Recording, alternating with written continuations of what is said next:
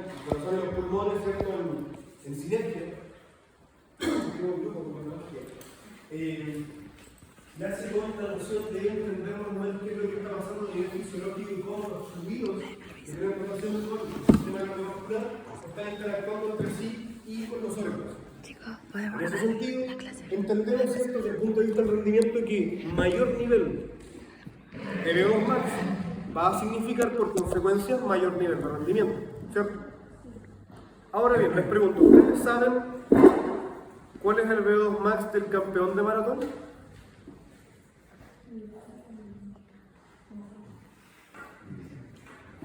¿Uno tiene alguna idea?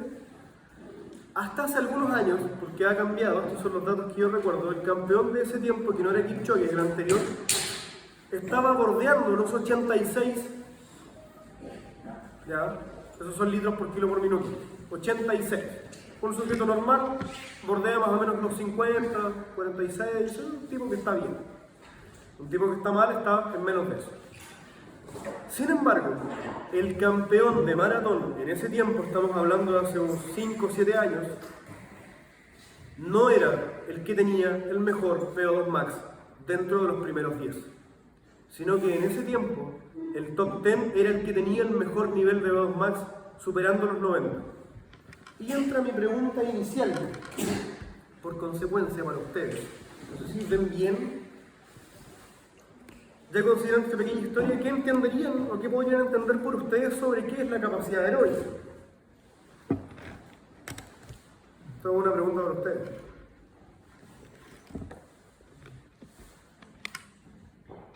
¿El consumo y el uso del oxígeno?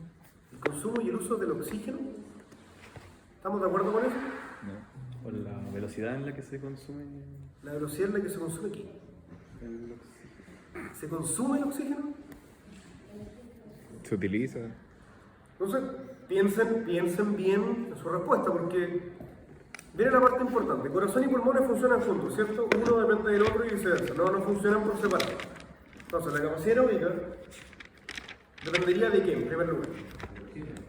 De los pulmones y del corazón. Del pulmón y del corazón. Jugamos ahí. Ahora bien, ¿qué es lo que hacen pulmones y corazón? ¿Qué hace el corazón? Bombea sangre. Bombea sangre, perfecto. ¿Y los pulmones? Oxígeno, ¿cierto? Ahora, teníamos, me voy a adelantar un poco. Teníamos esto, ¿cierto?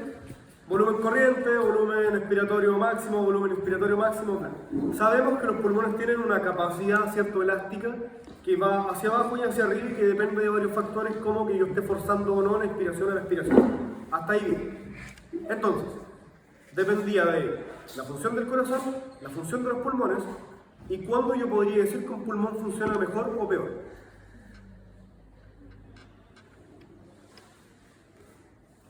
Comparación clásica, pulmón sano, pulmón fumador. ¿Qué es lo que cambia? ¿Lo han visto? Me imagino que en anatomía por lo menos debieron haber entendido esa... ¿Y el color qué significa cuando un pulmón es más... cuando una cosa cualquiera es más negra? Es que los pulmones tenían como unos receptores, ¿cierto? Como unos... ¿Los alveolos? Ya, hacia alveolos. Y cuando estaba negro era porque... No quiero echarme eso. ¿Alguno lo recuerda? Cuando las cosas están negras, yo tengo un moretón, por ejemplo, porque se muere y el tejido del pulmón, ¿qué es lo que hace? ¿Cuál es la función normal del tejido del pulmón? ¿Sí? ¿Qué es lo que hace? ¿Qué es lo que hace un pulmón? Se expande. Toma aire, se expande. Y si el tejido está muerto, ¿qué pasa? Pierde la capacidad de expandir. Pierde la capacidad elástica. Vale, entonces la capacidad respiratoria depende de la función cardíaca y de la función pulmonar. Particularmente de la cantidad de litros que pueden entrar dentro del pulmón. Hasta ahí, primera parte. Luego, teníamos, ¿cierto?, los alveolos. ¿Cierto? ¿Qué pasa con los alveolos? Son unas pequeñas bolsitas de aire que se llenan y se vacían. Y ahí termina. Y dentro de ellos me permite el intercambio gaseoso, ¿cierto?, de sangre desoxigenada a sangre oxigenada. ¿Cierto? Se oxigena la sangre y la sangre va a volver al corazón, el corazón la lanza y llega hacia todo el resto del cuerpo. Entonces, me interesa por tanto también la función alveolar. Veíamos, por ejemplo, en anatomía con la Jime, que no sé si es que esto ustedes lo vieron, que el problema de los niños que tienen asma no es la captación del aire, sino que el problema es botarlo precisamente. Los alveolos no son capaces de exprimirse sobre sí mismos y no soy capaz de botar el aire. Entonces voy a depender también, ¿cierto?, de mi capacidad de botar aire. Tanto de que se expanda como de que se comprima el pulmón. Esa es la función pulmonar. Ahora bien, de la clase pasada, componentes de la sangre, ¿qué cosas importantes teníamos que tenían relación con el oxígeno? La hemoglobina. La hemoglobina y qué más. Porque la hemoglobina depende de algo. El grupo hemo tiene algo. Que se consigue, ¿qué cosa? El grupo hemo tiene un mineral en su compuesto. Escrito normalmente como Fe, hierro. Tiene hierro, ¿cierto? Y es ahí donde se pega el oxígeno y después de eso puede dar vuelta por el resto del cuerpo. Entonces, la capacidad aeróbica depende de la capacidad cardíaca, de la capacidad pulmonar contráctil, de la capacidad pulmonar de llenado y del fierro. Porque gracias al fierro es que yo tengo la capacidad de metabolizar más o menos oxígeno. Tengo 5 cosas, por lo menos, que me está determinando un VO2 max más alto o más bajo. Es decir, atente por acá, si yo tengo anemia, por ejemplo, mi VO2 debería bajar. Si yo fumo, mi VO2 debería bajar. Si yo tuve COVID, por ejemplo, en mi caso, mi VO2 baja. Debía haberme dado cuenta, en un momento mi relojito me dijo que mi VO2 bajó. ¿Qué habrá pasado? Estoy más guatón, ¿no? Estaba enfermo. Y así distintas cosas. Tengo un problema cardíaco, el VO2 baja. Tengo un problema pulmonar, el VO2 baja. ¿Vale? Entonces, la capacidad aeróbica viene la parte más entretenida. ¿Qué sería entonces? ¿Cómo yo podría definir rápidamente qué es lo que es la capacidad aeróbica? Porque ¿cuáles van a ser los efectos fisiológicos que va a tener un organismo cualquiera sea, o un sistema que tiene una mala capacidad cardiopulmonar? ¿Dónde fue que vimos que la capacidad aeróbica empeoraba o mejoraba? El test de Ruffier-Dixon, ¿qué medía? La recuperación. Un cociente de recuperación. Es decir, la capacidad aeróbica, ¿qué es? La capacidad de recuperación. La capacidad aeróbica. Además, viene el último detalle. La capacidad aeróbica dependía de qué, metabólicamente hablando, no solamente de oxígeno, ¿cierto? Y de qué pasa con el corazón y los pulmones, sino de la capacidad de resíntesis de ATP en condiciones de necesidad de oxígeno o manteniendo niveles de oxígeno altos. ¿Me equivoco? ¿Estamos de acuerdo con eso? La capacidad aeróbica es la capacidad de generar ATP en altos niveles de oxígeno. Porque yo puedo usar, por ejemplo, glucosa, y esa glucosa se va a transformar en piruvato, y en altos niveles de oxígeno, ¿qué pasaba con el piruvato? ¿Se convertía en qué? En altos niveles de oxígeno, ¿en qué se convierte el piruvato? ¿En qué se convierte el piruvato? ¿En qué se convierte el piruvato en altos niveles de oxígeno? Ya están bajando su nota todos, ¿ah? ¿En altos niveles de oxígeno se convierte en lactato? Se va el ciclo de Krebs. Se va al ciclo de Krebs. ¿Y qué tiene que convertirse para ir al ciclo de Krebs? Acetil, coenzima. ¿Quién dijo acil-CoA? En acetil-CoA. Se convierte en acetil-CoA, mitocondria, ciclo de Krebs, cadena de transporte de electrones. Por otro lado, si la intensidad es un poco más baja, grasas, ácido graso, acil-CoA, acetil-CoA activo después de la beta-oxidación, mitocondria, ciclo de Krebs, cadena de transporte de electrones. Esa era. Entonces tengo mayor capacidad de ¿qué? Si tengo más acil-CoA y acetil-CoA, ¿qué era lo que debería haber en menos cantidad?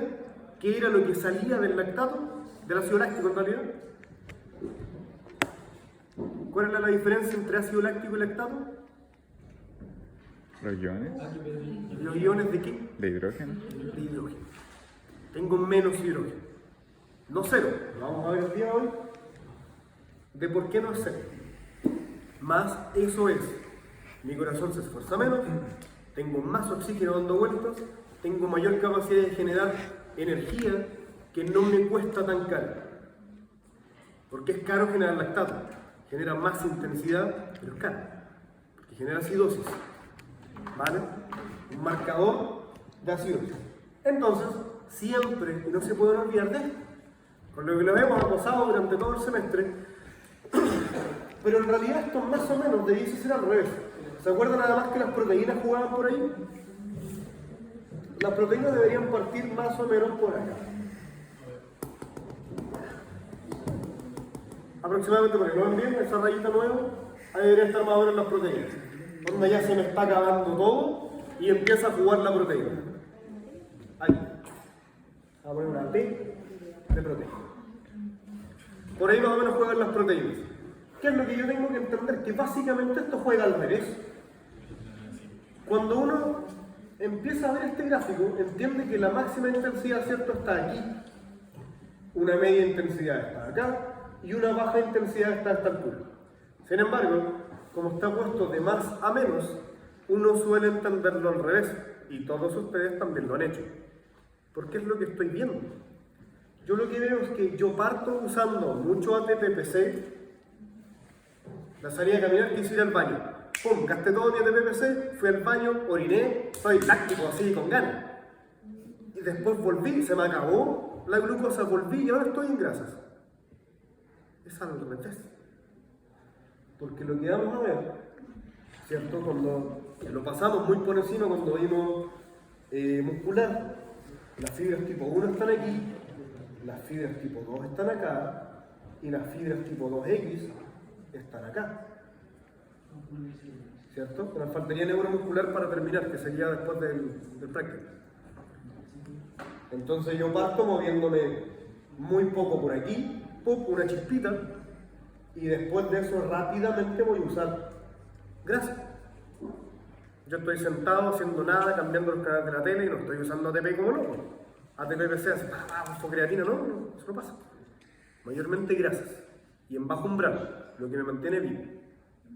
El corazón, ¿cierto? ¿Se acuerdan que mayormente usaba en términos normales grasas, ácidos grasos? Cuando estoy haciendo ejercicio, estoy aumentando la intensidad, está usando mayormente glucosa. ¿Cierto? Porque al momento de utilizar más glucosa, estoy frenando la utilización de ácidos grasos. Si yo freno la utilización de ácidos grasos, ¿de dónde saco energía para el corazón? De lo que está circulando más.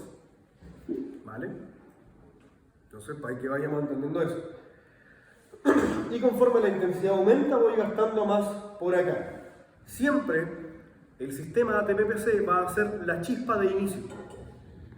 Se acaba muy rápido y me paso al que debiese usar para esa actividad. Siempre es la chispa de inicio. Tómenlo siempre y recuérdenlo como un motor. Usted pasa la llave, aprieta ON y esa chispa fue todo el sistema de ATP-PC. Eso es, no hay más. Y va a funcionar cada vez que yo vuelva a prender el motor. Por lo tanto, y además el cuerpo humano es carburado y carburado a los viejitos, entonces con frío usa más oxígeno y empieza a regularse, que lo vamos a ver en un rato más, hasta que se vuelve a estabilizar. Y ese proceso de estabilización metabólica, ¿cómo se llama? Homeostasis. ¿Y qué es la homeostasis entonces? ¿Es la regulación del cuerpo? ¿Seguros que es la regulación del cuerpo? ¿Sí? Es el estado Que es compatible con la vida, ¿cierto? ¿Y qué pasa si yo lo desregulo? Si yo desregulo la homeostasis, ¿qué pasaría? Porque es el estado de balance del cuerpo compatible con la vida. Eso es del libro. Y si yo lo desregulo, ¿qué pasa? No es compatible con la vida. ¿Y cómo podría yo desregular la homeostasis? Igual pueden haber adaptaciones de otro tipo también. Por ejemplo. Por ejemplo, en un entrenamiento intenso, igual se regula el sistema, ¿no? Sí, se regula el sistema, pero ¿qué tengo que lograr yo hacer para que haya una adaptación favorable? Superar el umbral, me imagino. Ya, y si supera el umbral, ¿qué pasa? Se generan adaptaciones. ¿Cómo? Se generan adaptaciones, pero ¿qué es lo que pasa con la homeostasis? Se regula como para el otro lado. Se regula para el otro lado, pero si se regula para el otro lado, ¿estoy en homeostasis, sí o no? No, la pierdo. Entonces, si pierdo la homeostasis, básicamente me muero. ¿Cierto? Entonces, ¿sería la homeostasis el equilibrio compatible con la vida o más bien serían los procesos de regulación dentro de ciertos umbrales compatibles con la vida? Lo segundo. Lo segundo. los procesos por los cuales tiene que pasar el sistema cuerpo humano que permiten la compatibilidad con la vida son en sí mismos la homeostasis.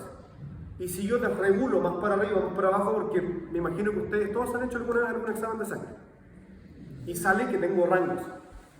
Dentro de esos rangos estoy en homeostasis. O más para arriba o más para abajo. Estoy más acidificado o menos acidificado. Tengo más o menos de agua, ¿cierto? Y tengo límites inferiores y límites superiores. Si yo me corro más para la derecha, límite superior, desregulo un poquito hacia un lado. Yo me corro más para la izquierda, desregulo un poco hacia un lado. Y todo el gasto energético que tiene que ver con que yo vuelva al normal, al cero, sería la homeostasis. ¿Vale? ¿Se entiende esa parte? Pongamos un ejemplo práctico. El cuerpo humano tiene un pH de aproximadamente 5.5. Si yo hago ejercicio y acidifico más, me puede costar bajar a 5.4. 5.3, 5.2 es incompatible con la vida. Me costó un poquito de bajo, porque acidifiqué gracias a los iones de hidrógeno. Todo lo que significó llegar a ese nivel de acidosis, que fue aumentar la intensidad del ejercicio, aumentar la frecuencia respiratoria, aumentar la frecuencia cardíaca, aumentar el gasto cardíaco, disminuir la presión arterial, que lo hemos visto también, aumentar levemente el gasto de ATP, aumentar como loco la activación de la macromolécula MTK, entre otras, es lo que me costó llegar a ese nivel de acidosis. Y después de haber pasado por todo eso, tengo que volver a cero. Y me va a costar un montón de ATP pasar de este estado de excitación enorme a un estado de recuperación. ¿Cierto? Esa es la idea. Ese es el estrés que yo estoy buscando, por ejemplo, cuando entreno algo. Es un continuum de estrés-rendimiento. A mayor nivel de estrés, tengo menos rendimiento y viceversa. Siempre. Siempre. No se olviden de eso. Ustedes mejoran descansando, no haciéndose pedazos en el gimnasio. Por eso probablemente todos están fallando, o todos alguna vez fallamos, y pasar 3 horas metido en el gimnasio precisamente no es la solución, y tal vez mientras yo menos tiempo pase, voy a mejorar más. ¿Vale? Entonces, continuamos. Ahora nos vamos a la parte metabólica absoluta. Tenemos 2 vías. Dividamos rápidamente. Lactato, por un lado, ¿cierto? Desde el punto de vista glucolítico, voy a tender normalmente a usar más lactato que piruvato. Y por otro lado, tengo la fosforilación oxidativa o la utilización de grasas. Y aquí viene la parte entretenida metabólica. El lactato habíamos dicho que liberaba muchos hidrógenos, ¿cierto? ¿Se ve bien allá?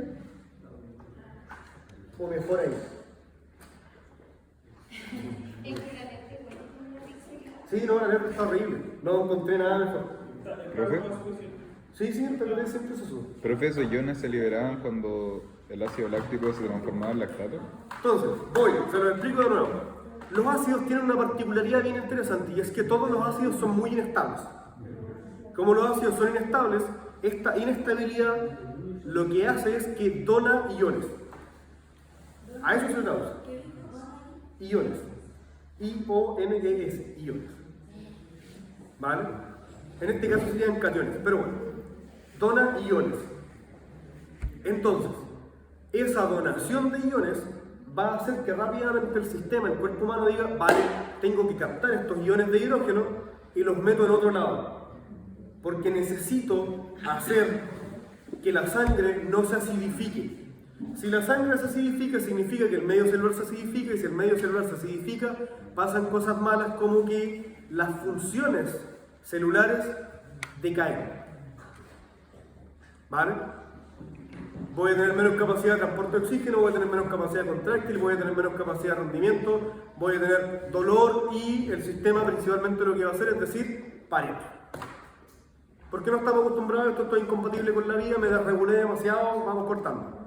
¿Vale? Eso es lo que pasa cuando yo tengo mucha acidosis. Entonces, en este caso el lactato, como les decía la vez pasada, sería un marcador de que hay mayor cantidad de iones de hidrógeno. El lactato nunca ha tenido la culpa. Siempre he mirado como el malo, pero nunca ha tenido la culpa. Esto está acá. Mal llamado acidosis láctica, por ejemplo. Y esto además sumado a que yo tengo una alta necesidad de ATP con una baja capacidad de poder sostener ese nivel de ATP que estoy requiriendo. Porque cada vez estoy usando más mis reservas. Y sabemos que las grasas, si bien generan alto nivel de ATP, son más lentas. Y como son más lentas, no me van a poder dar en alta intensidad el ATP que yo necesito. Por otro lado, y esta parte bien interesante, desde el punto de vista de la fosforilación oxidativa, ¿cierto? ¿Se acuerdan que yo les decía que tenemos ATP, CO2 y agua? Por ejemplo, la alta cantidad ¿De iones de hidrógeno? de hidrógeno en el cuerpo es debido a la intensidad, o sea, por ejemplo, que es, ¿cómo se llama?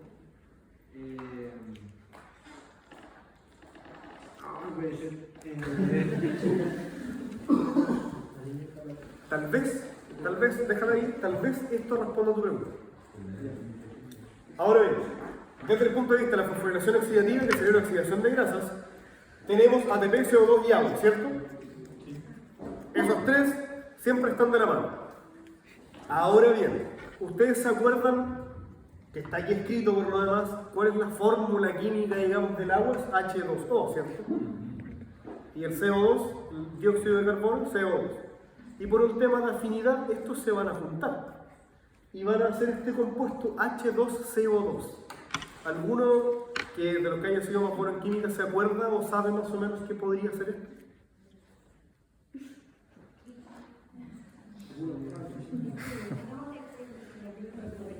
¿Cómo? ¿Alguno se acuerda de los que era más bueno para química? Si hay alguno que podría ser el H2CO2.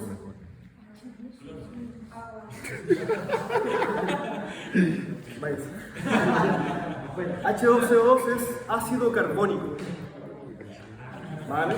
Sí, lo tenía justo ahí en la punta de la lengua. Entonces, el ácido carbónico, ¿qué particularidad tiene? De nuevo, es un ácido.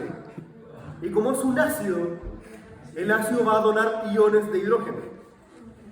Porque es muy inestable. Básicamente, el ácido carbónico vendría siendo el gas que tiene una bebida. Yo destapo la bebida, listo, se fue todo bien. Sí, es demasiado inestable. Entonces, ¿qué es lo que va a pasar? De nuevo, este H2CO2 se va a convertir en HCO3. Para los entendidos, esto es... Se me acaba de olvidar. La cosita blanca que evita el bicarbonato, ahí está. Esto es bicarbonato y esto es hidrógeno. Entonces, la cantidad de iones de hidrógeno que yo esté llevando a la sangre, ¿se acuerdan, cierto, que el bicarbonato era el importante para hacer el sistema buffer que evita la acidosis por acumulación de iones de hidrógeno? Buffer o tampón. La lactatosiderogenasa genera que el lactato se convierta en lactato. Precisamente genera eso.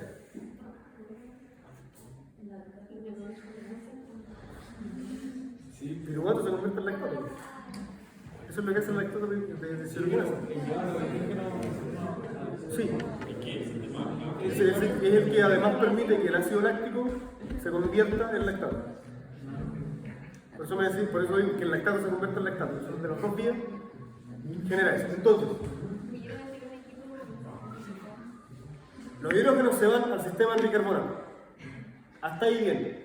Ahora, el sistema de la fosforilación oxidativa es el encargado de eso, de generar más bicarbonato. Siempre tenemos un mínimo, genera más. Y también genera iones de hidrógeno. Sin embargo, y viene tal vez la respuesta a la pregunta de Diego, ¿cuál sistema es más rápido? ¿La lipólisis o la oxidación de la glucosa? ¿Cuál era más rápido? La oxidación de la glucosa tiene 10 pasos y el otro tenía un montón, de la pizarra llena, como 30. ¿Cierto? Entonces, la acumulación de iones de hidrógeno va a depender evidentemente de la intensidad del ejercicio. A mayor intensidad voy a tener menos niveles de este compuesto de por acá y voy a tener más niveles de este otro compuesto de por acá. O sea, por ejemplo, el bicarbonato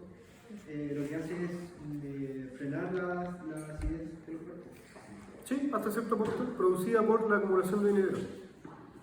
Entonces, sería fundamental, o sea, hay gente que recomienda la sobrevivencia de bicarbonato. No te escuché, habla un poquito más, tengo la oreja tapada. Que hay quienes recomiendan el uso de... 1 gramo de bicarbonato sí antes de ir a entrenar, qué mala idea. Es buena idea, súper buena idea. Sin embargo, si usted no está acostumbrado a consumir bicarbonato, lo único que va a conseguir después de una cucharada de bicarbonato es irse rajado al baño. Y se va a quedar ahí un buen rato, ¿eh? El bicarbonato se va a ir de una y yo me voy a ir a entrenar feliz de la vida. Con un poquito de ardor me va a costar sentarme en el de banca. Entonces, ¿Todo por qué se llama glucina?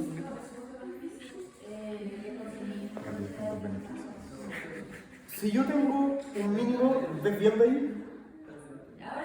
Ya. Tengo un mínimo de bicarbonato constante. El bicarbonato lo que hace es amortiguar, es un buffer, amortiguar los efectos del hidrógeno. El hidrógeno acidifica, me baja el pH. Si me baja el pH, es una muerte. ¿Vale? Entonces, ese bicarbonato sale desde la fosforilación oxidativa, de la oxidación de grasas. Salió el bicarbonato, salió un hidrógeno. Entonces acá esto es bastante esclarecedor, por cada un bicarbonato sale un hidrógeno. ¿Vale? Por otro lado, desde el punto de vista de la glucólisis, no sale bicarbonato. ¿Ya? Tampona, bicarbonato tampona. Si yo consumo bicarbonato de manera exógena, lo que voy a hacer es aumentar la cantidad de bicarbonato circulante y por tanto voy a aumentar mi capacidad de hacerle amortiguación a la cantidad de iones de hidrógeno circulantes. Es decir, me voy a acidificar más lento o no lo voy a hacer. Útil, por ejemplo, si yo quisiese salir a correr un 400, una carrera que me canse mucho, por ejemplo, una actividad que me canse demasiado y me empiezan a doler mis musculitos, me siento mal, si yo me tomo una cucharada de bicarbonato, eso no debería pasar o debería pasar menos. O sea, esos son los efectos que va a pasar. Sin embargo, vuelvo a insistir en, si no estoy acostumbrado, no lo hagan, no me pongan a inventar cosas. Si usted quiere llegar a consumir 1 gramo de bicarbonato, parta por un 1/8 de cucharada de té, de café, de hecho que son más chicas, pruébelo, vea lo malo que es, dilúyalo harto en agua y cada 1 o 2 semanas van subiendo un poco hasta llegar al gramo. Porque si no, de verdad que se van a ir por el baño. Ese es el efecto en la guata del bicarbonato. Café con sal.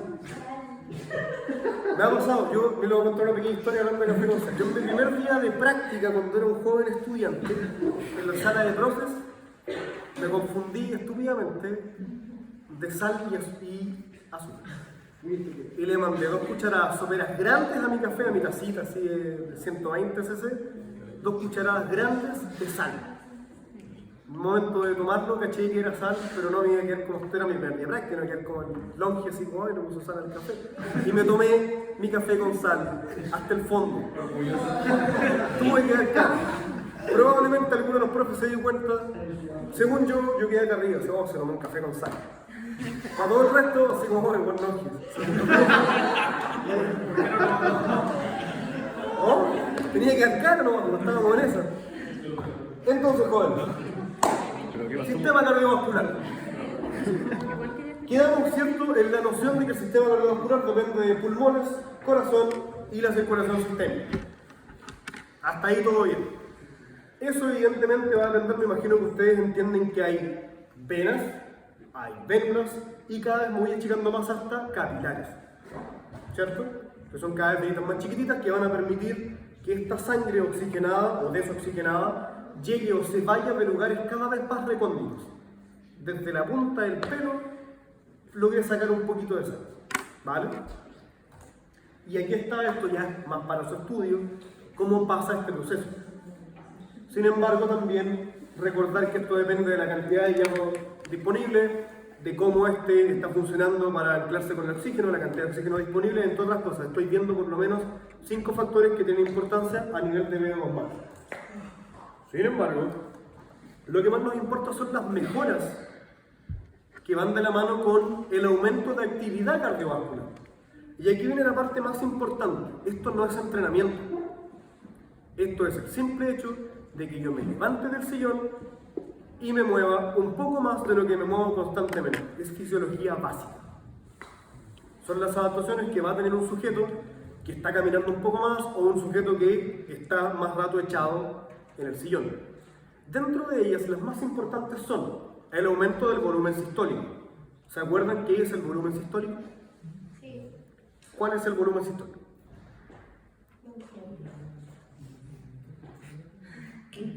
¿Cuál es el volumen sistólico? Ya, ¿y ese está en qué lado?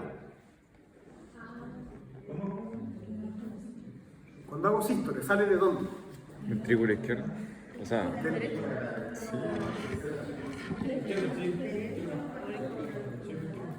Entra por el atrio, ¿cierto? Pasa por ventrículo derecho, tronco pulmonar, da toda la vuelta, se oxigena, vuelve y pasa al atrio izquierdo,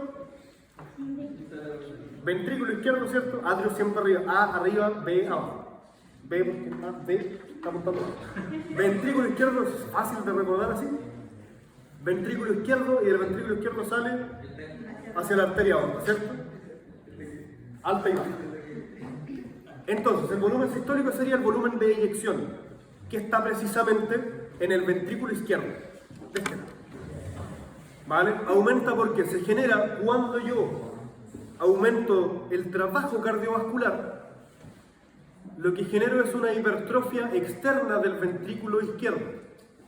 Es decir, mi corazón es más musculoso, y como mi corazón es más musculoso, puede contraerse más fuerte y eso va a generar que el volumen de eyección sea más y sea más fuerte.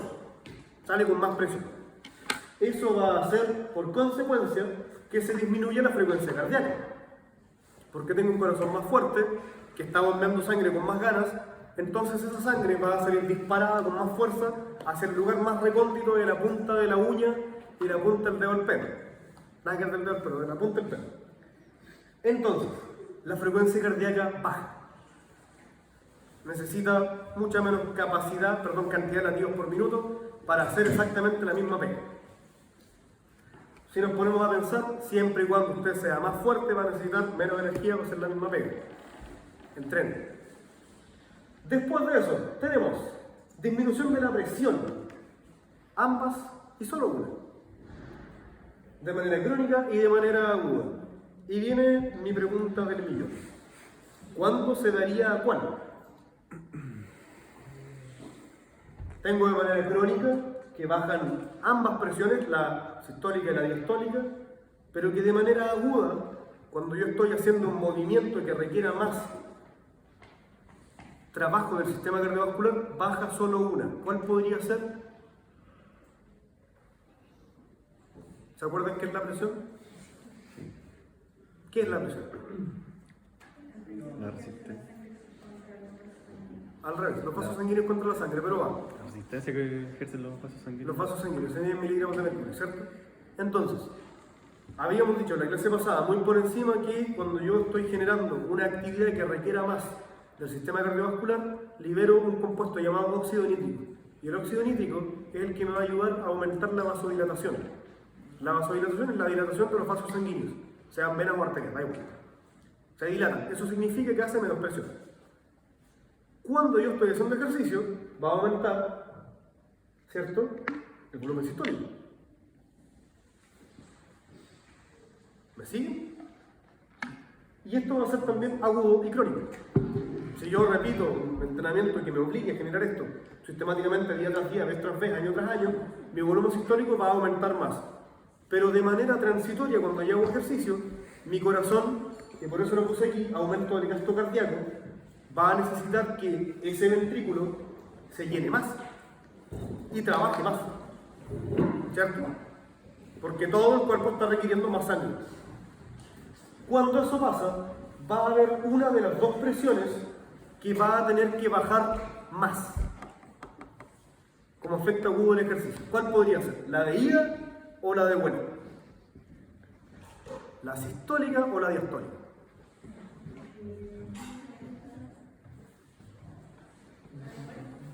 ¿La de vuelta tiene que bajar más? Vuelta para anatomía, primer año. ¿Qué hacen las venas? Devuelven la sangre. Devuelven la sangre. ¿Y qué particularidad tienen las venas que no tienen las arterias? Sangre desoxigenada. ¿Y qué más? La vena tiene una particularidad anatómica que no tiene la arteria. En especial las que están en las piernas, porque le tienen que ganar la gravedad. ¿Se acuerdan? Que tienen unas válvulas que se van apretando. Entonces la sangre sube, la válvula se aprieta y ya no puede volver. Y cuando tengo varices, por ejemplo, esa válvula queda media abierta y siempre queda un poquito de sangre. Y esa sangre se pudre y eso es malo. Entonces, ¿tiene que disminuir la presión para volver o tiene que disminuir la presión para salir? Se aumentó el volumen sistólico. Para volver. ¿Para volver? Para salir. Para salir. Porque, de nuevo, vuelvo para acá. Aumento del gasto cardíaco. Es el volumen por la frecuencia. Es el volumen de sangre eyectado por la frecuencia cardíaca. Si al aumento de ambos yo le meto un aumento de presión, me muero. Porque tengo más sangre a mayor presión. Y si yo a eso le meto algo que es más angosto, no, estamos muertos.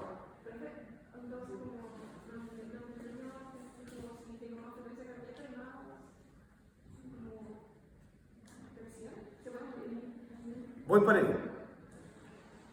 El mecanismo por el cual no me voy a morir es que mi arteria, por consecuencia, diga, vale, esto viene con más fuerza, viene con más volumen, lo dejo pasar.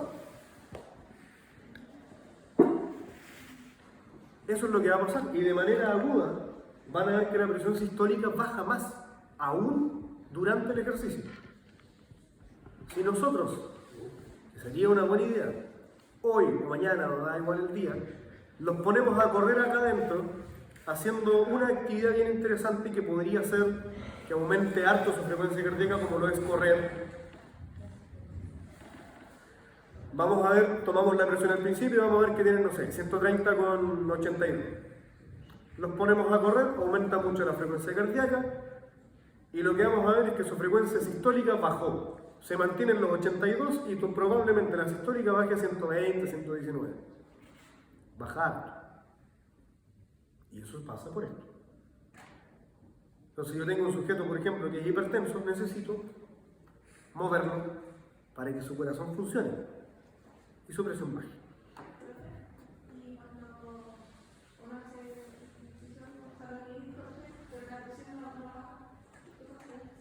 Si la presión no baja, significa que algo está funcionando mal. Si sube, podría subir, por ejemplo, con el ejercicio de fuerza, parece lógico. Porque estáis haciendo maniobra de Valsalva y lo que va a pasar con el ejercicio de fuerza, a diferencia del cardiovascular, es que ahora el músculo que está más permeado de sangre está presionando un vaso. Porque recordemos, anatomía, primer año, no se olviden, si es que no son tan buenos en anato, aprovechen el verano para repasar, porque el otro semestre tienen biomecánica. ¿Ya? Entonces, y porque eventualmente van a ser entrenadores, algunos, no, por lo menos la mitad de ustedes, entonces háganlo, lo necesitan. Entonces, por todos los músculos pasa normalmente venas, arterias y nervios.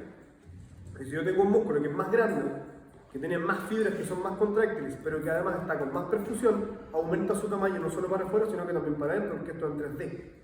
Y lo que va a hacer es que esta pobre venita que estaba aquí, ahora está toda apretada. Sube la presión. ¿Profe? Pero eso no se va a mantener para siempre. Eso no se mantiene para siempre. Si usted es de presión alta, normal, cooperó. El ejercicio no va a hacer que baje tanto.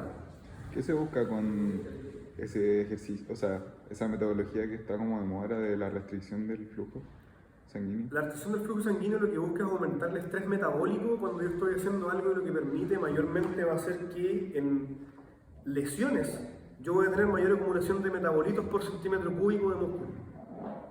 Entonces me podría servir, por ejemplo, para musculatura como el vasto medial. ¿Ubican dónde está el vasto medial? Sí, aquí, la pelota que está arriba de la rodilla. Entonces, el vasto medial, por ejemplo, cuando yo tengo un problema a nivel de menisco, a nivel de rodilla, va a ser el que más rápido se va a perder. Y es uno de los estabilizadores más grandes de la rodilla cuando yo estoy sobre los 90 grados. ¿Vale? Entonces yo llego, me amarro aquí, hago un torniquete y hago una restricción del flujo con ganas durante unos 10 minutos y suelto. Y eso podría ayudar a que la acumulación de metabolitos me evite la pérdida de hipertrofia. Podría servir, por ejemplo, para un sujeto que está lisiado de casi cualquier extremidad. Yo lo usé harto cuando estaba con el bracito mocho, pero hay mejores opciones, en especial porque la restricción del flujo sanguíneo se da con un 80-90% de la presión máxima oclusiva. Hay una ecuación ahí que no me acuerdo cómo es, y tengo que jugar ahí, que puede ser un poco molesto y va a aumentar demasiado la presión. Entonces, si yo tengo un sujeto que tiene, por ejemplo, problemas cardíacos, pésima idea, porque puede perder la extremidad. En segundo lugar, no puedo abusar mucho de eso. Los protocolos no son de más de media hora con esto puesto. Hay un montón de gente, por ejemplo, que ha ido en los últimos meses con problemas de piernas, mayormente porque usan un restrictor de flujo sanguíneo en las piernas durante una sesión completa de gimnasio, son 3 horas. Puedo perder una extremidad con eso. No lo hagan. Sí, por eso digo, parte ahí. Lo inventó un japonés que dijo, me lesioné la rodilla, le voy a mandar con ganas un apretón a ver qué es lo que pasa.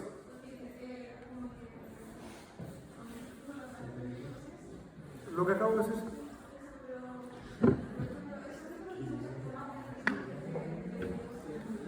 Puedes generar un trombo y te puedes morir. Tal cual. La sangre se va a quedar ahí, va a tener menos capacidad de retorno, se va a quedar ahí. Básicamente lo que pasa es que la sangre se acumula, se pudre y eso se puede quedar ahí, y en el peor de los casos eso se puede ir al corazón o puede tapar una arteria cardíaca. Y si eso pasa, puedes tener un paro y te puedes morir. En el mejor de los casos puedes perder solamente la extremidad, que normalmente va a ser a la altura donde te pusiste.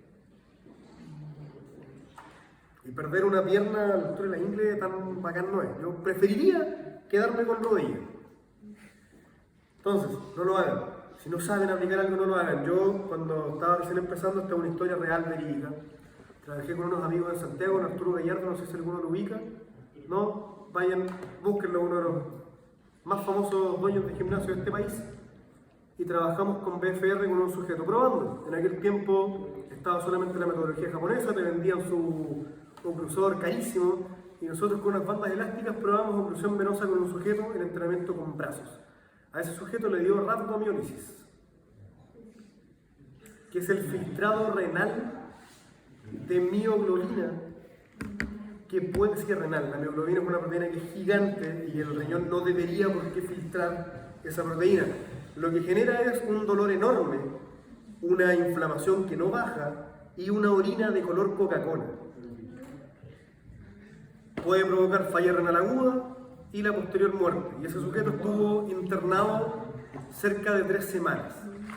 No nos cobró nada, fue como, cabrón, yo me presté para esto, es parte de, pero se pudo haber muerto. Así que desde la experiencia les digo, hoy por hoy tienen más información de lo que había hace una década atrás, no prueben tonteras antes de leer. ¿Vale? ¿Le hicieron apretar? Sí, hicimos presión, es hasta 80-90% de la presión máxima oclusiva, es todo lo que podéis aguantar. Entonces, jóvenes. Porque ahora igual está como bien de moda hacer, por ejemplo, en los gimnasios repeticiones apretando con liga la extremidad. Tal cual, eso es lo mismo que estoy recién diciendo, no lo hagan, que nadie lo haga. No jueguen con eso. Pueden perder un brazo, pueden perder una pierna, pueden perder un riñón. No jueguen ahí. Y perder un riñón es caro, ¿vale? Un riñón es carísimo, así que mejor vendan. Entonces, tenemos por acá, veo como indicador de salud. Tengo todavía 40 minutos. Tenemos cierto ciclo de Krebs, esta es una mitocondria, un dibujito bien bonito. Y teníamos por acá, cierto, la glucólisis, que genera ATP rápido. El sistema ATP-PC nunca está considerado en estos diagramas, por si acaso. Y esto va a pasar, cierto, al ciclo de Krebs o ciclo de los ácidos carboxílicos o ciclo del ácido cítrico. Con cualquiera de su nombre lo van a poder ver. ¿Ya? El ácido acético, por lo demás, es un ácido carboxílico que es parte del ciclo de Krebs. Por eso está ahí puesto. ¿Vale? Es uno de los que los inicia. Entonces, lo que vamos a ver es que tengo ATP, CO2 y agua. En este caso, viene la pregunta para ustedes. ¿El CO2 es un resultante de qué? Esto lo aprendieron en el colegio, los árboles filtran el CO2 pónganle ganas. El CO2 es un resultante de qué?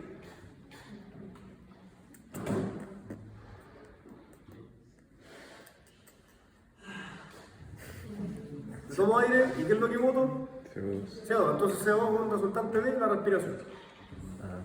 Hasta ahí bien. Sin embargo, también voy a tener CO2 resultante de la respiración mitocondrial, que es aparte, entre comillas, de la respiración del humano clásico, porque mi respiración depende de mis pulmones y la respiración mitocondrial depende del ciclo de Krebs. ¿Vale? Entonces, este CO2 mitocondrial es súper importante porque es un CO2 interno. Y mayor aumento de CO2 mitocondrial me va a generar una mayor necesidad de botar CO2. Recordar lo siguiente: el cuerpo humano es más sensible al CO2 y a sus derivados como el monóxido de carbono que al oxígeno. ¿Vale? Lo voy a repetir hasta el cansancio, hasta que lo recuerden y lo pesquen. Yo voy a necesitar siempre botar el CO2 más que consumir oxígeno. ¿Vale?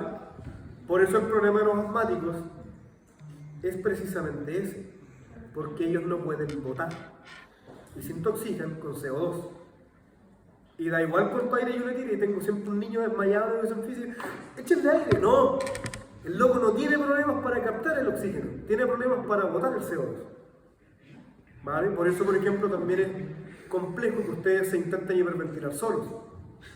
Y espero no escuchar, como escuché en tercero, que haya un grupo, no sé por qué esto generalmente pasa entre mujeres, me llama la atención.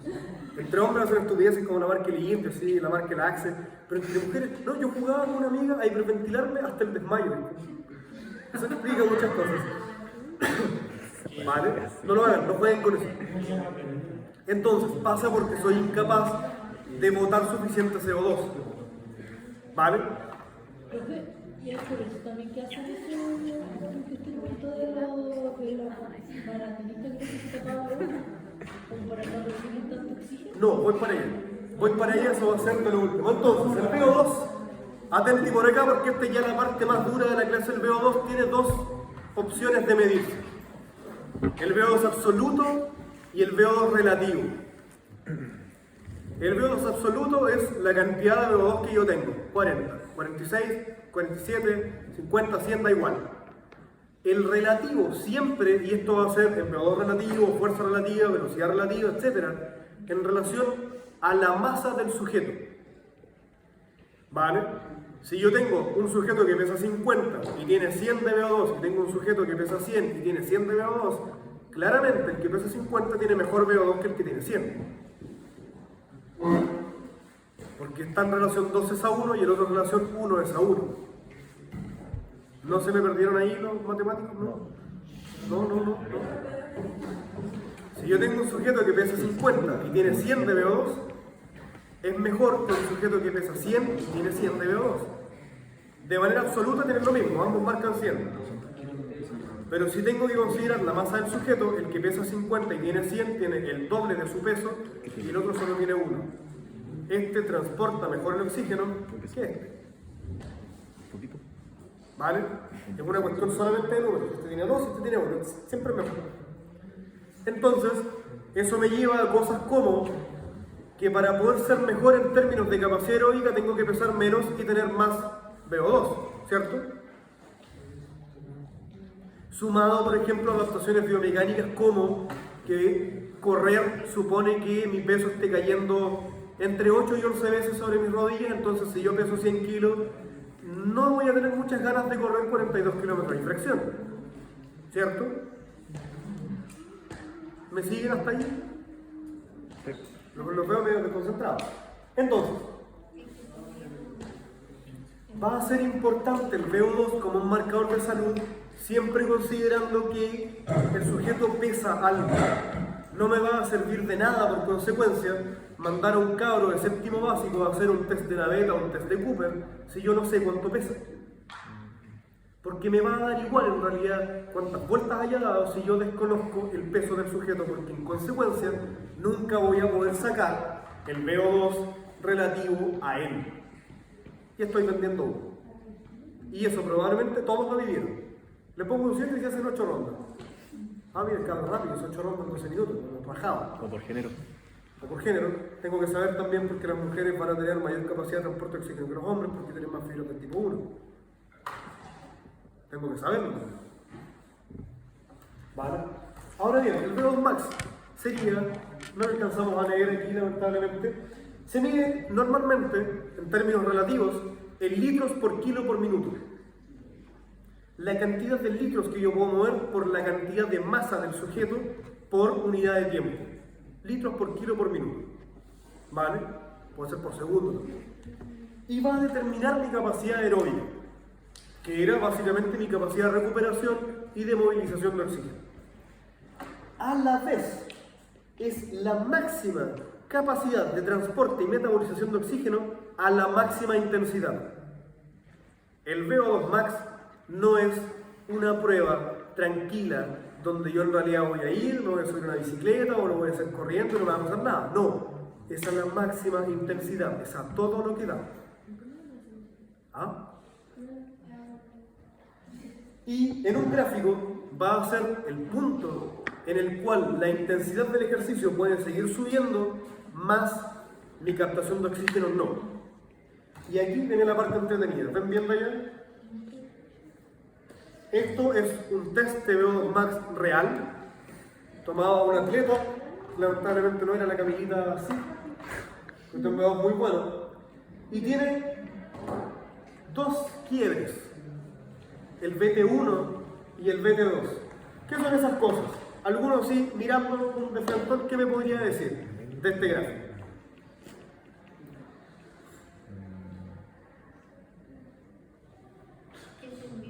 Aquí tengo tiempo, el sujeto estuvo 17 minutos en la prueba de VO2 max. Tenemos el volumen de CO2 en rojo y el volumen de O2 en azul. O2 de oxígeno, CO2 de dióxido de carbono. Un descanso, mini descanso. Y tengo dos quiebres, ¿cierto? Al minuto 0, al minuto 5, 6 en realidad, se marca una línea llamada VT1 o umbral ventilatorio 1. La T siempre es de umbral, de estrella. Y más o menos al minuto 11 el sujeto marcó el VT2. ¿Qué me podrían estar marcando esos dos quiebres? Vuelvo a repetir lo que dije al principio. El cuerpo humano es como un motor. El sujeto básicamente, y para los carburados de los viejos, no me entero. El sujeto aquí partió carburado en frío, hasta un día lunes, 8 de la mañana, el auto estuvo estacionado todo el fin de semana haciendo nada. Y el sujeto lo que tuvo que hacer hasta cierto punto es calibrar, porque yo lo saqué de su homeostasis, ¿cierto? Y tiene que calibrar el consumo de oxígeno por el desecho del CO2. Y si lo ven bien aquí, el sujeto logró estabilizar y está consumiendo más o menos lo mismo que bota, ¿cierto? Se ve clarito, la línea se solapa. Pero cuando llega al VT2, antes de pasar a lo que es VT2, ¿qué vendría siendo el VT1? Este espacio entre VT1 y VT2. ¿La capacidad de qué?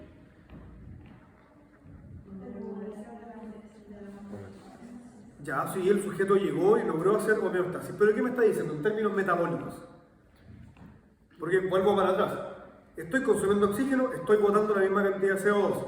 Sabemos que el oxígeno me va a servir para los procesos que son aeróbicos. ¿Cuál es el proceso más aeróbico del cuerpo humano de metabolismo? Las vías metabólicas serían oxidativa, glucolítica y ATP-PC, ¿cierto? Proteica, saquémosla porque no la usamos tanto para el ejercicio. ¿Cuál sería la más oxidativa de todas? ¿Cuál? La más oxidativa o aeróbica son sinónimos. ¿Cuál es? El sistema oxidativo, valga la redundancia, la fosforilación oxidativa.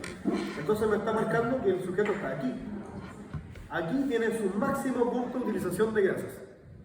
Este vendría siendo más o menos el 60% del esfuerzo del sujeto. El Fat Max. Ya cada vez tengo más datos con solamente una curva loca. El Fat Max, un punto importante que me va a decir es la capacidad o el umbral, digamos, máximo donde él puede usar y oxidar la máxima cantidad de grasa. Donde más eficiente es en la oxidación de grasa.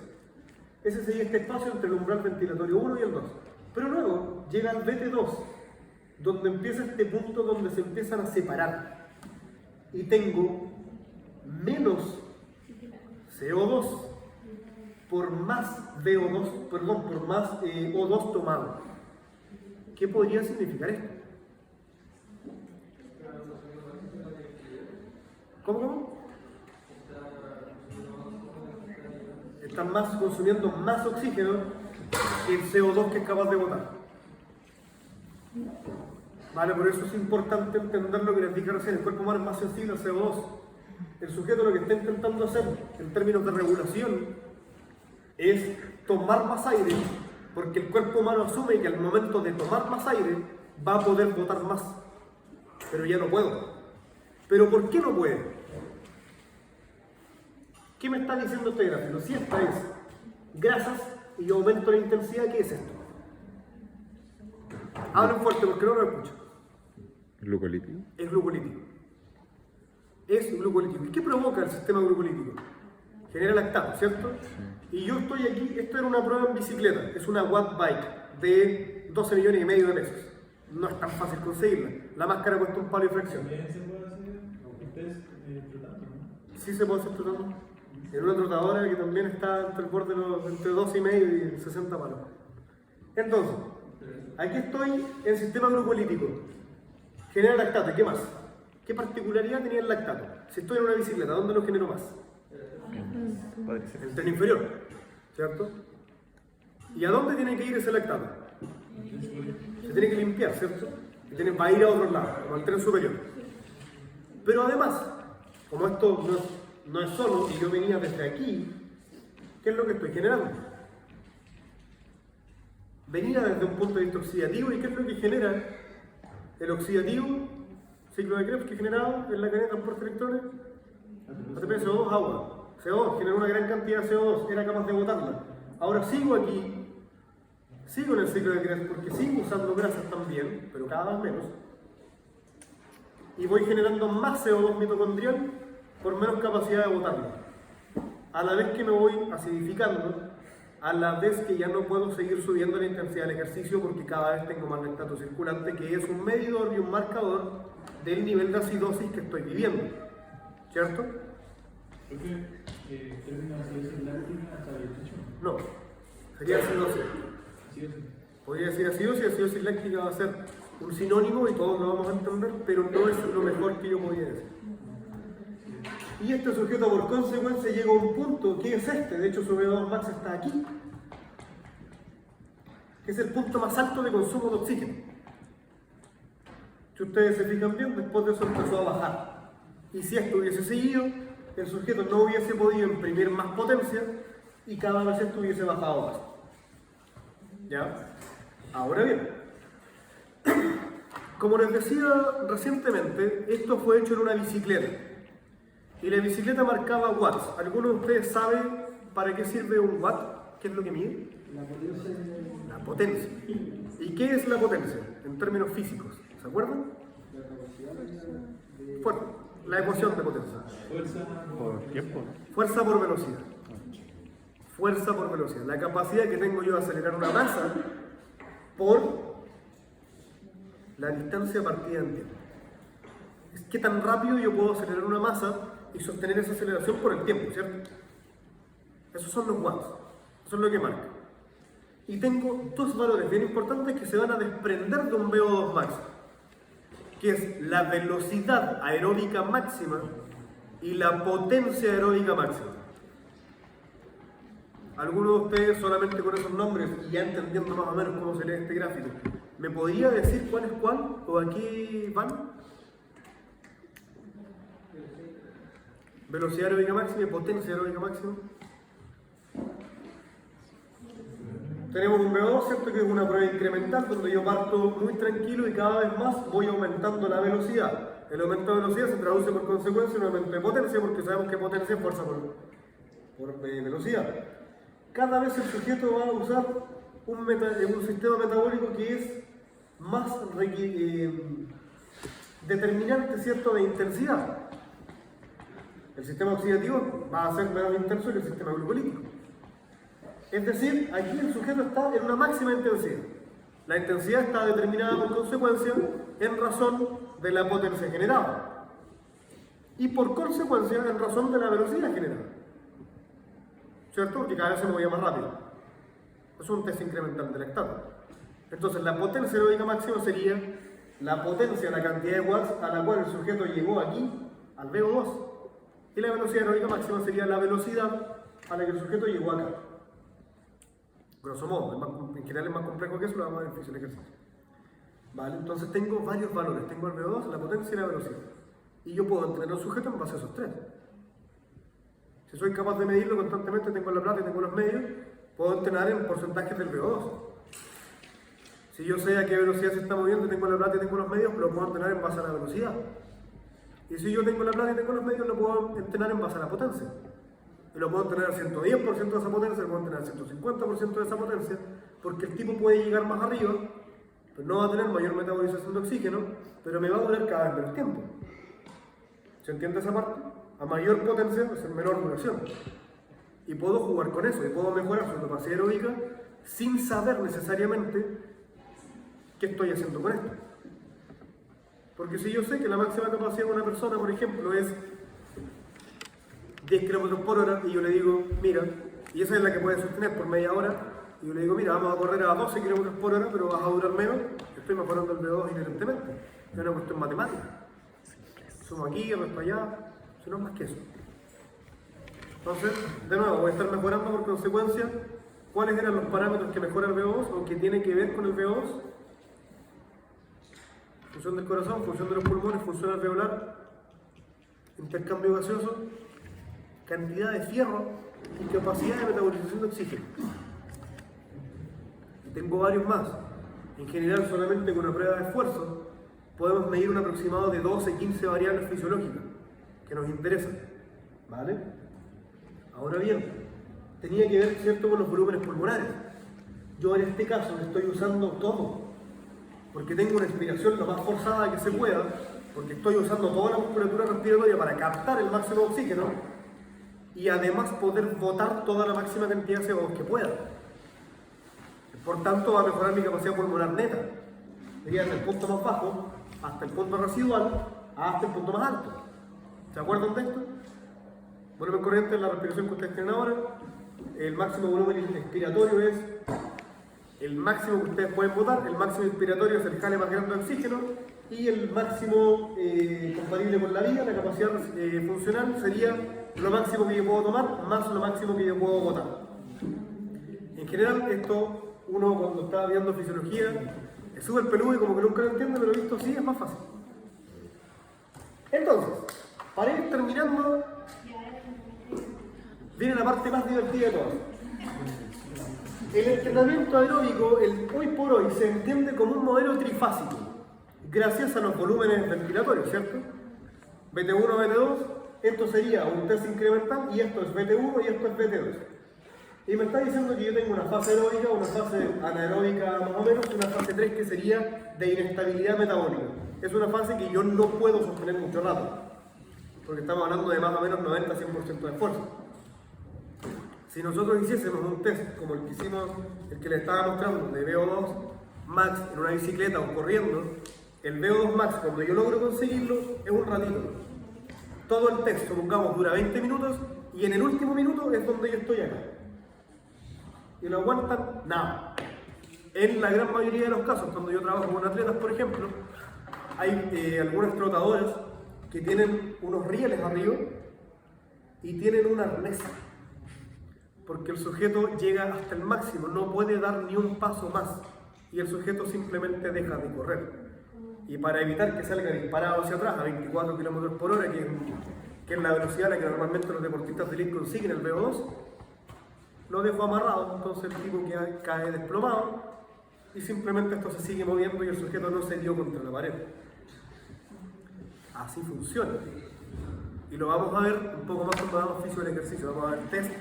Y asumo que de aquí para allá, si es que sigo trabajando aquí, si es que la universidad no se convirtió en un mall, vamos a poder vivir un VO2 real y van a ver lo que se siente. Bueno, más no sé. Entonces, tenemos un modelo trifásico y este modelo trifásico Les pregunto, ¿encuentran que tiene fallas o que está bien? Tengo un modelo, la primera, la fase aeróbica, la 1, dice que hasta el 65% del VO2 max, entre el 60 y 65, la fase anaeróbica entre el 80 y el 85, y la fase 3, que sería inestabilidad metabólica, entre el 85 hasta el 100. ¿Encuentran que está bien o lo cambiarían un poco? Antes de que respondan, viene mi pregunta. ¿Cuántos cambios tiene su bicicleta? Tienen 6 por lo menos, ¿cierto? Hay algunas que tienen 11, hay algunas que tienen más. ¿Ustedes se atreverían a andar o dirían esta bicicleta es buena si tan solo tuviera 3 cambios? ¿Qué es lo que hace un cambio de bicicleta? Pesado, liviano, ¿y eso qué es lo que permite? ¿Mayor o menor velocidad? Ya, pero ¿por qué es más fácil subir una cuesta? Pesa menos, pero pesa menos ¿por qué? Cambia la relación, ¿cierto?, del plato con el piñón y va a hacer que, ¿qué pasa? Pedaleo más, pero con menos peso. Aumento la frecuencia, puedo sostener la cadencia y me canso menos. En una subida. Pero no voy a intentar subir una cuesta de 45 grados de inclinación en cambio 9. Se pasa. Si lo pueden hacer, bacán, pero no lo intentan. Entonces, ¿estará bien tener solo 3 cambios o esto merece alguna modificación? Sería bueno tener más, lógico. ¿Qué hacen? Viene la pregunta del millón para los que tienen autito por acá, para los que tienen moto. ¿Qué hacen los cambios en realidad? Mantener las revoluciones. Acelero, cambio y me permite no acelerar mucho, pero sostener el trabajo. ¿Cierto? Y existen relaciones de cambios. Entonces, los modelos que se están usando hoy en día, que no logré encontrar lamentablemente ninguna publicación a día de hoy, no son trifásicos, sino que son sixfásicos. Si ustedes se ponen a investigar un poco, si ustedes están más metidos en el área, me imagino que se han dado cuenta que hoy en día los autos deportivos, que son los que alcanzan la mayor velocidad, tienen 6 cambios, 7, incluso 8. Las motos igual. Y el humano se iba a quedar en 3. No funciona. Entonces, lo que se propone hoy en día es que este modelo sea más bien de 6. Y tengo más o menos rangos desde el 40 hasta el 100, y cada vez son más pequeños. Eso me va a permitir, en términos de entrenamiento, en términos de estudio, ver cómo los cambios van pasando tal cual pasan en un auto. Porque el sistema, como vimos atrás, se tiene que ir adecuando cada vez, y esos estadios son cada vez más cortos. Si yo, por ejemplo, me pongo a ver esto más con lupa, voy a ver que esta fase 1 no es igual a esta fase de en medio, por ejemplo. ¿Vale? Y que al sujeto cada vez le van a ir pasando cosas distintas. Esto era una relación que existe entre escala de Borg y el nivel y el aumento del lactato, ¿cierto? Esto era BP1, BP2, y conforme el sujeto se cansa más, los niveles de lactato aumentan más también. Es una tabla en Excel hecha a partir de lo anterior, no es nada nuevo. Y estos son los niveles básicos de VO2. Lo normal bordea más o menos en varones de aproximadamente su edad en 45, 46, en damas también anda más o menos por ahí. Sin embargo, viene la pregunta del millón. ¿Cuánto creen que es el mínimo que puede tener una persona viva? 40, 30. ¿Cuánto creen ustedes? ¿Qué anda más? ¿Qué anda menos? Bueno, mira, pongamos un sujeto hasta los 29. Pobre es de 33, en el caso de los varones. En el caso de las damas es de 23. ¿Cuánto creen que puede tener como mínimo un sujeto real? Porque esto es una tabla, esto es teórico. 25. Yo he tenido la mala suerte, la pésima suerte de evaluar varones adultos que tienen 12. Varones adultos de aproximadamente 40 años con 12 de VO2 max. Ese loco camina a comprar pan y se muere. Tendría que caminar 2 cuadras y ese loco de verdad se te desconchinfla y hasta ahí llegó. Y vaya a tener que andar así todo el rato con un desfibrilador caminando hacia que la mochila. Entonces, ¿qué es lo importante del VO2? Es una variable que depende de más cosas. ¿Hasta qué hora esta clase? 15, 40. 15, 30. 15, 20, ¿no? ¿Si hasta qué hora era? 15, 30. Jóvenes, esta última parte. Era harto. Esta última parte viene lo siguiente. Los test más clásicos de VO2 Max, denme 2 minutitos, son el test de Cooper, me imagino que lo ubiquen, el test de 12 minutos, hay un Cooper modificado que es de 6, el test de naveta, el test de 30 metros, ¿cierto? De Shatterhand, el test de Rockport, ¿lo ubican? Test de la milla, de Rockport, o test de la milla. Una milla son 1609 metros y yo pongo un sujeto a caminar lo más rápido que pueda 1609 metros. No, ese es el test de Kaffer. El test de Kaffer no mide VO2, pero sí mide capacidad de recuperación. Pero va por ahí, mide capacidad cardíaca. El test de Harvard, que es un test de escalón, y un test del American College of Sport Medicine. Todos tienen una particularidad, y es que hacen, o se suelen hacer, con actividades que permiten un aumento sustancial de la frecuencia cardíaca. Mayormente estos tres de arriba. ¿Vale? Correr siempre va a aumentar más la frecuencia cardíaca que andar en bicicleta. Por una cuestión que parece fisiológicamente sencilla, se las explico, y es porque tengo más músculos que se están moviendo. ¿Vale? Entonces, lo que usted tiene que hacer, el impacto, va a tener que usar más musculatura en total. Lo que usted tiene que hacer para el día viernes y el día lunes, se los voy a mandar también escritos. Grupos de 5. No, es que quiero ser solo. Grupos de 5. Grupos de 5. ¿Vale? Si por ese motivo, y esto deberían organizarlo de manera mucho más general, si por ese motivo voy a tener que tener grupos de 7, prefiero 2 grupos de 6. Estoy tirando cosas al azar, pero prefiero los grupos de 6 a grupos de 7. Pero la idea es que sean de 5. ¿Vale? ¿Cuántos pueden haber? ¿Ah? ¿Cuántos pueden haber? Según yo son 30 en lista de los que están viniendo constantemente a clase, así que son 6 grupos de 5. ¿Vale? Busquen que por lo menos uno del grupo de verdad tenga una capacidad física mejor que el resto. No se junten entre los que ustedes saben que capacidad física muy buena no tienen. Busquen ser con alguno que tenga mejor capacidad. Y de ese grupo de 6, cada grupo, atenti por acá que está en la tarea, se las voy a mandar escrita igual, cada grupo va a tener que hacer una disertación de un máximo de 15 minutos, con preguntas incluidas, sobre algún test de VO2 Max. Lo que tiene que hacer es nombrar, describir el protocolo, con qué se hace, cómo se hace, qué es lo que yo quiero medir, cuál es la ecuación en caso de haber, y qué es lo que esta mide, por qué, y cómo relaciono eso con la fisiología. Porque no todos van a ser iguales. No va a ser lo mismo un test en bicicleta que un test corriendo 30 metros que un test corriendo en campo abierto. ¿Vale? Eso es lo que tienen que hacer. Tengo que relacionarlo con todo lo que hemos visto. Esto vale el 10% de su nota. El informe del trabajo práctico vale el 15%. Y cerramos con el último 25% del semestre. Entonces, ¿va a ser ¿Qué queda Así es. primero? ¿Qué queda primero? ¿Qué Las queda disertaciones. Viernes, lunes, disertaciones, siguiente viernes, prácticas. Son libres. Está grabado. Vengo para grabar.